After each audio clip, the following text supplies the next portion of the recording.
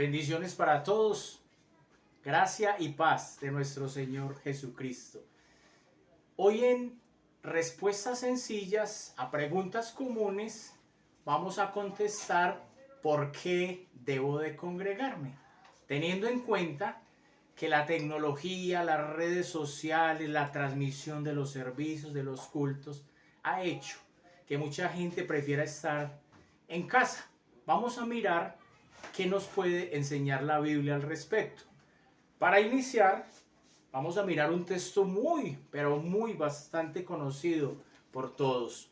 Se encuentra en el libro de Hebreos, capítulo 10, verso 25, que dice de la siguiente manera: no dejando de congregarnos, como algunos tienen por costumbre, sino exhortándonos, y tanto más cuanto veis que aquel día se acerca. Aquel día se acerca.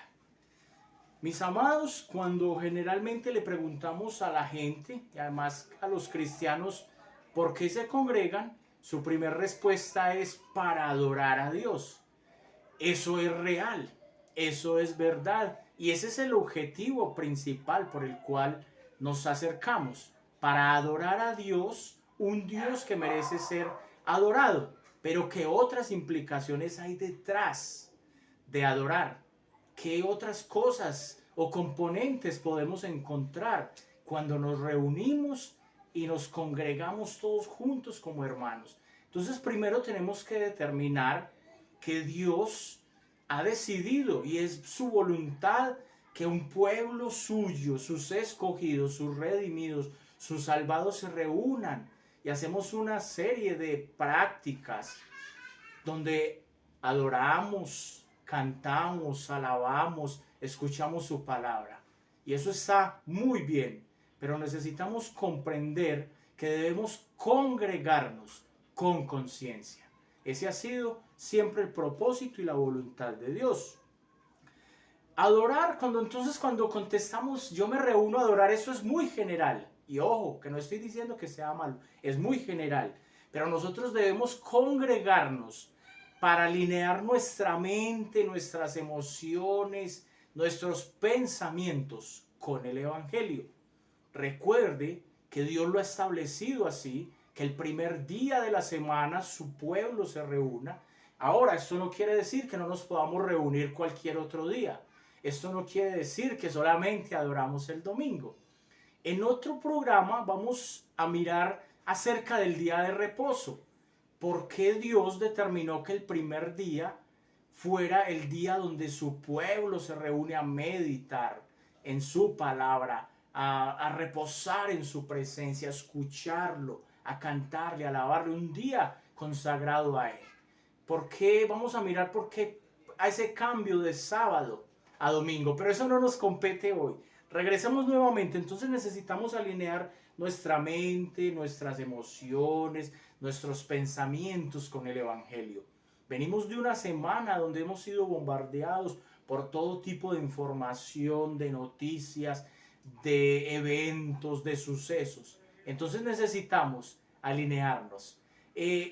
Quiero abrir un paréntesis y recordar lo que en estos días escuché a Paul Washer, pastor Paul Washer, decía, no en son de crítica, sino en son de mejorar, que si era necesario, si era suficiente más bien, que lleváramos nuestros hijos a la escuela dominical donde los ponen a colorear, a pintar a Abraham, a pintar el arca de Noé, a pintar todo eso, durante una hora, cuando ellos durante 48 o quizás 60 horas estuvieron bombardeados por el mundo, por la ideología de género, por el tema X, por el tema Y, todo lo que ellos absorben, no solo en sus instituciones educativas, sino a través de las redes sociales. Entonces, creo que no es suficiente una horita nuestros hijos coloreando, ellos deben ser alimentados por la palabra de Dios.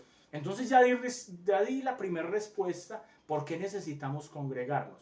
Para alimentar nuestra alma, para alimentarnos con la palabra de Dios.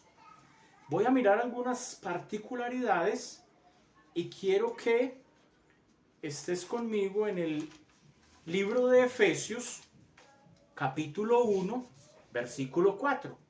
El libro de Efesios nos va a dar una respuesta para qué fue creado el hombre, por qué tú y yo existimos, cuál es el fin último del hombre. Y la respuesta es adorar a Dios. Fuimos creados para la alabanza de Dios. Dice el libro de Hebreos, capítulo 1, versículo 4, dice de la siguiente manera: según nos escogió en él antes de la fundación del mundo, para que fuésemos santos y sin mancha delante de él, en amor habiéndonos predestinado para ser adoptados hijos suyos por medio de Jesucristo, según el puro afecto de su voluntad. Y el 6 dice: para alabanza de la gloria de su gracia, con el cual nos hizo aceptos en el amado. Vaya un poquito conmigo y miramos el 12 para dar un remate a esta respuesta. Fuimos creados para la alabanza de Dios, fuimos creados para la gloria de Dios. El pecado nos enemistó con él y él envía a su Hijo a reconciliarnos, a traernos, a hacernos su pueblo para la alabanza de él, para la adoración.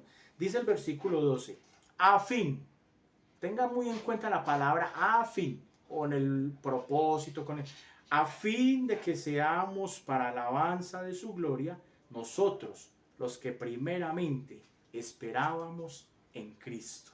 Entonces ahí tenemos la respuesta: fuimos creados para la alabanza y la gloria de Dios. No, por cuestión de tiempo, no me da para ir al libro de Éxodo, remontarme en el pasado, pero sí te voy a mencionar los textos. Éxodo capítulo 3, versículo 12 y 18, Éxodo capítulo 8 y 1, te lo voy a abreviar, Éxodo 20 del 9 al 10, nos indica que Dios coge un hombre, Dios llama a Moisés para sacar a su pueblo de la esclavitud de 430 años de esclavitud. ¿Y sabes para qué lo quería sacar? Para que le adorara, para que le ofreciera sacrificios, para que le ofreciera holocaustos, para que le alabara.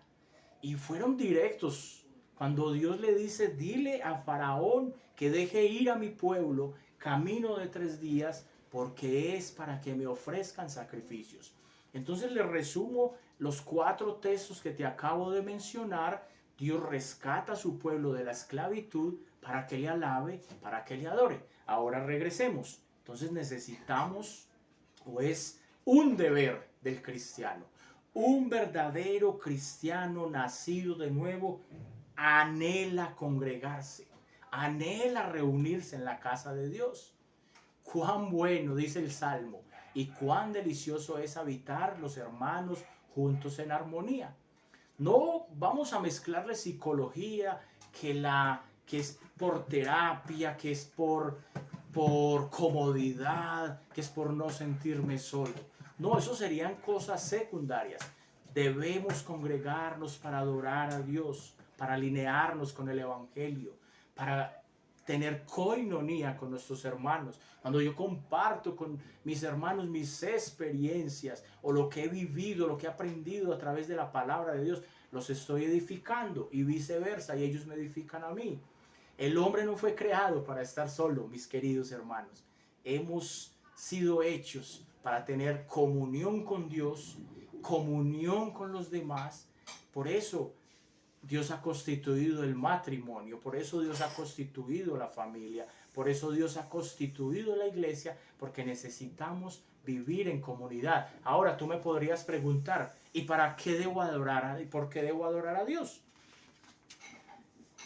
En el libro de Jeremías, rápidamente, que el tiempo es muy valioso. Libro de Jeremías, capítulo 10, versículo 7, dice de la siguiente manera: ¿quién no te temerá, oh Rey de las naciones? Porque a ti es debido el temor, porque todos sus reinos no hay semejante a ti. Dios es digno de ser alabado, de ser temido y de ser servido. En Apocalipsis, capítulo 4, versículo 11, dice de la siguiente manera: Señor, eres digno de recibir la gloria, la honra, el poder, porque tú creaste todas las cosas y por tu voluntad existen y fueron creadas. Apocalipsis capítulo 5, ahí mismo, versículo 9. Y cantaban un nuevo cántico diciendo: digno, digno eres de tomar el libro y de abrir sus sellos, porque tú fuiste inmolado y con tu sangre nos has redimido para Dios de todo linaje y lengua, pueblo y nación. El deseo de Dios es congregar a su pueblo. Uno de los profetas del Antiguo Testamento dice que Dios anhela reunir a sus hijos como la gallina recoge a sus polluelos. La figura que más me encanta con la que representamos a Dios es la de un padre. Piensa en un padre que quiere tener a sus hijos, abrazar sus hijos, bendecir sus hijos, salvar sus hijos, redimir sus hijos. Entonces es una de las figuras más bonitas que podemos tener del Evangelio en las figuras para Dios, un padre amoroso, un padre. Termino diciéndote: ven en busca de ese padre, reconcíliate.